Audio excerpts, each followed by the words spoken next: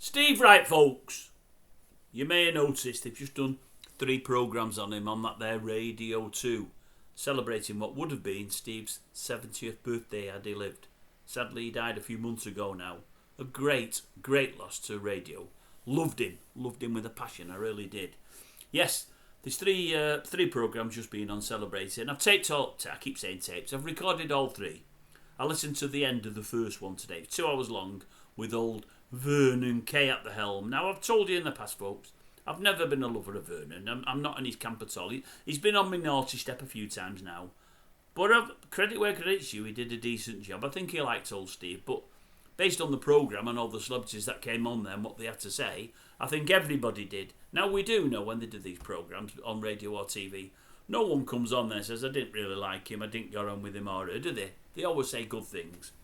But they seemed very much from the heart on this occasion. They really, really did. People said some wonderful things about him. Wonderful, wonderful things.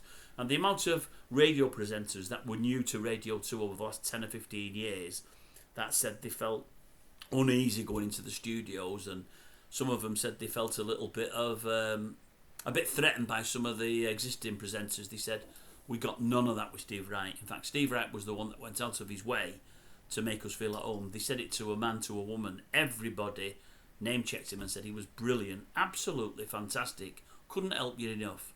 Lovely fella. But one story that really got to me, there was a couple. I mean, not Vernon Kay, is it Emma Freud? I think that's her name. She was on there a good few years ago for a while. She said the same about him when she got there, but she said before that, she said, I used to work with Chris Evans. She said, I think it was at LBC, or it was a London radio station anyway, but at the time, Evans was behind running the shows. He wasn't doing his presenting at the time himself, she said. And I learnt a lot of Chris Evans, and she said he was a good boss for all he was an hard taskmaster. She said, but she said she talked to Evans on a couple of occasions about Steve Wright, and he said, I learnt everything I know off Steve Wright. He said, I've never met him, wasn't a friend or anything like that. She said, but he listened to him religiously and said he was the governor, he was the number one. And you've got to say whether you like him or not, Steve Wright's brilliant at that. Sorry, Chris Evans is brilliant at the job. He's really, really good. And if he says he puts all that down to Steve Wright, it just shows the influence that he did have and how good he actually was. But yeah, Vernon was saying there, he said, we did something, he said, before I came to Radio 2, a good while before. He said, when I was working at, was it T4 or something? He was working on Channel 4 doing something, he said. He said, and it was an audience with members of the Rolling Stones. He said, and you'd meet each member. There was loads and loads of press there. He said, we were there with Channel 4. Steve Wright was there representing Radio 2 with some of his team. He said, and you'd get anything from 5 to 20 minutes if he was lucky with the individual members of the Stones. It depends how they took to you, what kind of questions you were asking and how it was going. The better you did, the longer you got with them. If they didn't like you, they'd bin you off after 5 minutes. And it was a merry-go-round of different presenters. He said, and it was quite good. I enjoyed it, he said. But the thing I loved about it most was meeting Steve Wright. He said, I'd never met him before. He said, now I'm just a young lad from Bolton. He said, and my dad was just a lorry driver. But my dad absolutely loved Steve Wright. He had him on every afternoon. Every time he was on the radio, my dad had him on. And he said, my dad got me into Steve Wright. He said, listen to this. He said, he thought he was so funny, it's untrue. He said, some of the stuff Steve Wright was doing at the time when I was a young kid, I didn't even understand it. It went over my head. As I got older, then obviously I did. He said, but I've always loved him because my dad loved him. He said, anyway, we're doing this thing with the Rolling Stones. He said, and as the night wears on, I said to Steve Wright, I said, Steve, could you do me a favour? He said, what? He said, if I rung my dad, would you speak to him? He said, he's an absolute monster fan. He has been for 20 odd years. He said, yeah, go on then. He said, anyway, I rung my dad. He said, Dad, I'm here, he said, with the Rolling Stones. He said, interviewing the Rolling. Oh, he said, oh, well, that's all right. He said, yeah.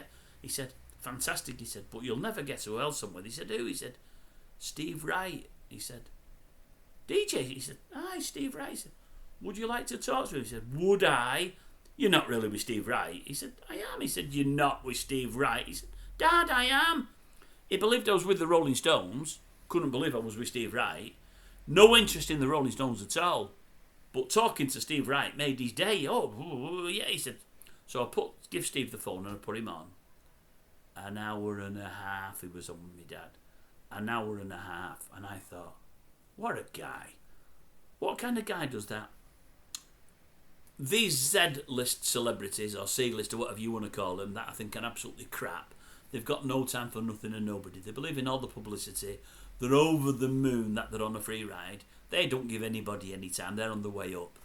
Superstars, these big stars, these big stars, they don't give anybody that time. They don't give anybody the time at all. They don't, because they're above all that. You know, the only people that give the man and woman in the street any time like that, people they don't know, that just find time for them. Do you know who they are? The real superstars. The superstars are superstars.